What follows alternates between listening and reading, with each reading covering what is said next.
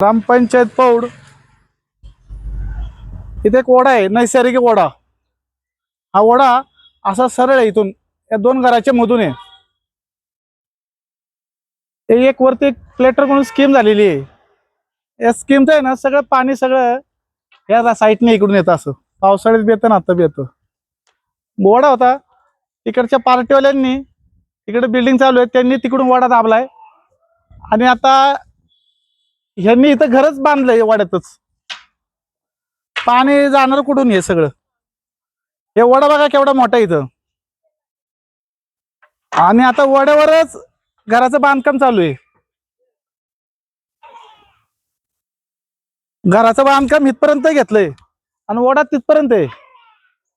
पाणी जाणार कुठं? सगळ्यांनी जर असं ओढ्यावर घरं बांधली, कुठून जाणार पाणी? कोणच विचारत नाही. तर पौड मध्ये काय करताय? ग्रामपंचायतनी यांना तक्रार अर्ज केलाय, लेटर पाठवलं तरी ते विचारत नाहीत. ते ग्रामस्थ आहेत, त्यांना विचारू इथं ओढा आहे का नाही. इथं ओढा आहे का? इथं ओढा कधीपासून आहे? भरपूर वर्षापासून आहे. किती जवळजवळ 40 वर्ष झाली. केवढा मोठा ओढा इथं?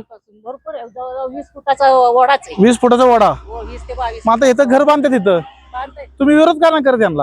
आम्ही काय बोलू शकत नाही ना, तो म्हणतो आमची खरेदी आहे. आता हे ओढा इथं पूर्वीपासूनच आहे, आम्ही पण लहानपणापासून बघतो. इथं ओढा आहे, या बिल्डिंगचं पूर्ण पाणी सगळं इकडे येतं. इकडे येतं, इथून पण येतं, रोडनी पण येतं पाणी. रोडनी पण येतं. कारण तिथून जर प्रवास सुरू झाला ना, वरनं खाली पाणी येतं आमच्याकडे. सगळं पाणी असतं का सगळं ओढ्यात? रोडनी येते. मग हे घर बांधलं पाणी कुठून जाणार? कुठून जाणार? आता तो विचार तुम्ही करायचा ग्रामपंचायतीने ना, ग्रामपंचायतीला विचार करायचा. आम्ही काय करू शकत नाही, तो विचार तुम्ही करायचा.